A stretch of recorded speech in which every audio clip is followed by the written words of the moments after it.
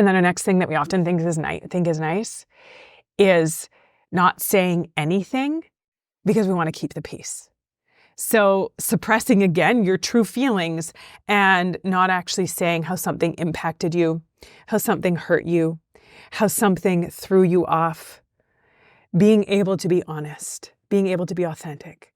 Now, we have to be careful with this because we don't want to bring up every little thing that someone does or says that might throw us off or trigger us.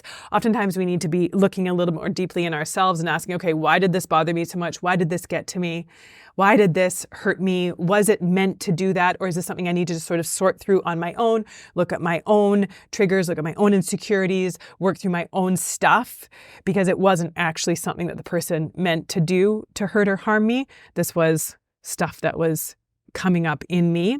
So there are times when we need to work through our own stuff and don't need to bring up every little thing, every little comment or sideways glance or big exhale that someone does in our presence and talk about how that impacted us.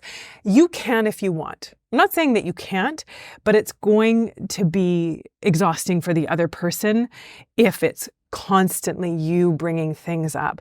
They're going to get tired of it. They're going to be like, you know what? Sometimes I just need to be able to exist in my own life, in your presence, without you taking everything personally, without you reading into things that are not meant in any kind of hurtful way. So it really is a bit of a dance. It really is a bit of an art figuring out for ourselves, what do I need to bring up? And what do I just need to sort through on my own? But it's definitely not nice to just pretend that everything is okay all the time when it's not.